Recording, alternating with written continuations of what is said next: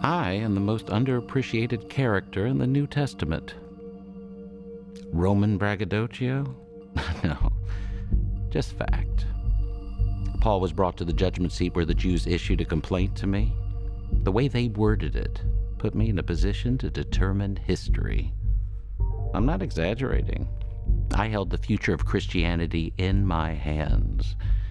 Yet few Christians even remember reading my name. Thanks a lot, Christians.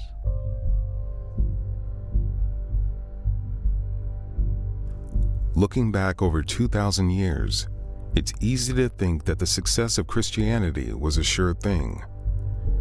To the early Christ followers living 3 decades after Jesus, the very survival of Christianity was in question.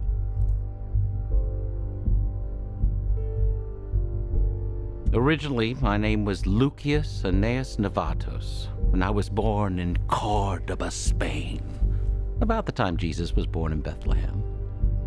I was adopted by the famous orator Junius Gallio, which is where I got my biblical name, Gallio. I was the highest-ranking Roman official in the province of Achaia for a short period of time. I was politically persecuted during the reign of Nero, so I committed suicide.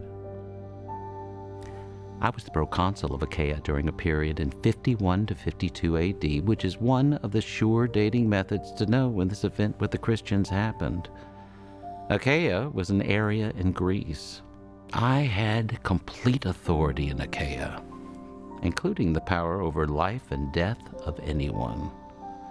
The only mention of me in the Bible is in Acts 18, verses 12 to 17. Now, to the well-informed, these 5 verses reveal a seismic shift in Christian history. Paul is nearing the end of the second missionary journey. He's living with Priscilla and Aquila in Corinth. He's been in the city for less than 18 months. Together, they establish a growing church. A church full of people with problems. Where there's people, there's problems, so I feel a little sorry for Paul. I know what it's like to manage a bunch of people. Corinth is a wealthy city because it controls the isthmus that separates the Peloponnese landmass from the mainland of Greece, and it is home to all kinds of foreigners, also sailors and thieves. Corinth is known empire-wide for being wild. I rule over Corinth, full of troublemakers. I will try to conceal the smirk that always comes to my face as I turn to these 5 verses in Acts. Listen.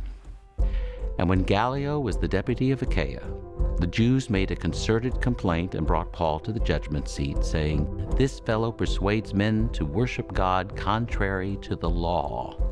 Before Paul could open his mouth, Gallio said to the Jews, "If it were a matter of wrong or serious crime, I would listen to you.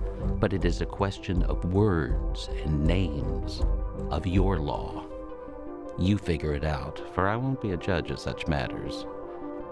And he drove them from the judgment seat. Then the crowd took Sosthenes, the chief ruler of the synagogue, and beat him before the judgment seat. And Gallio didn't care. And I didn't care. The judgment seat sat near the middle of the city, and a replica exists there in modern times. It's a popular tourist site, but in the time of my administration, a fearsome place to visit. In Greek, this judgment seat is called the bema, the same type of judgment seat mentioned in 2 Corinthians chapter 2, verse 5, where it says, "We must all appear before the judgment seat of Christ." When the Jews dragged Paul to the judgment seat, they complained that he persuaded people to worship God in ways contrary to the law.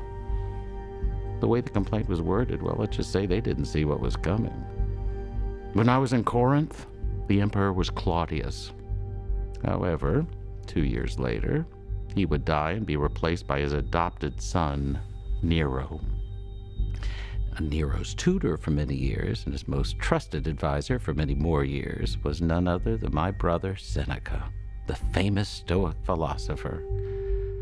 See, I wasn't just any Roman official. I had immense indirect authority and influence because Seneca was my brother. Nobody in the empire would treat my judgments lightly. I could have interpreted the Jews' complaint to be that Paul was breaking Roman law by persuading people to worship in an illegal way. That complaint was very logical and obvious. Of all the people in the empire, only the Jews were exempt from worshiping the emperor.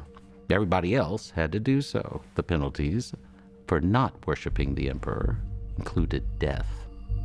In addition to the emperor, everyone in the empire was allowed to worship Roman gods or local Corinthian gods. Worship of anything else was illegal.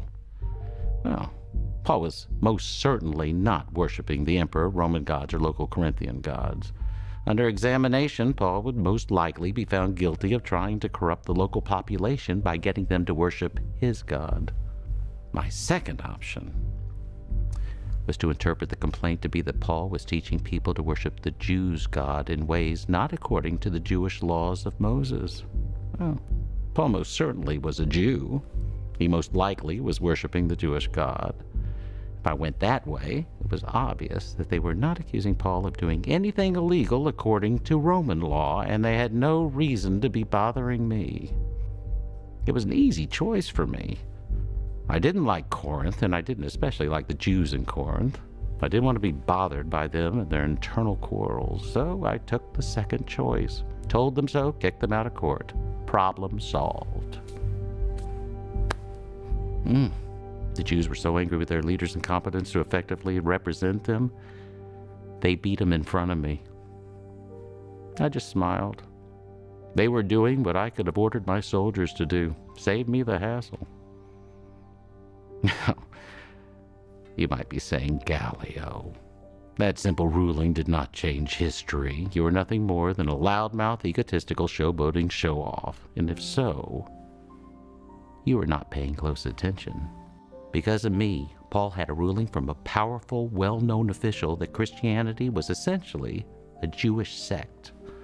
The Christians could claim the same rights as the Jews, that they were part of an officially recognized religious group that could worship their own God and not have to worship the emperor. Therefore, Christians could now claim that they were exempt from emperor worship and were legally allowed to worship the God of the Jews. I gave them a powerful shield when I could have handed them over to be persecuted by the Roman Empire that would have killed every known Christian in a very short period of time. Bye-bye, Christians.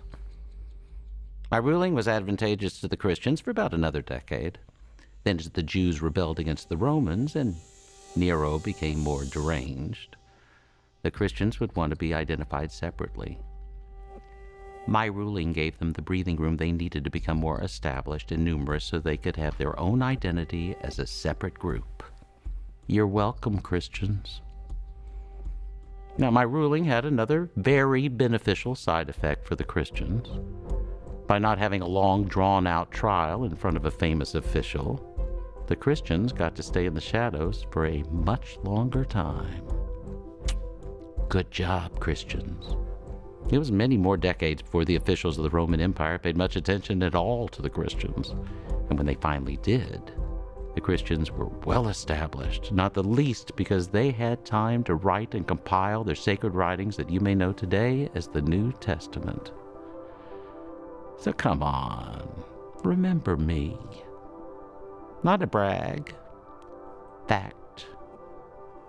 I did change the course of history for the Christians, and that changed the course of history for the entire world. Again, Christians, you're welcome.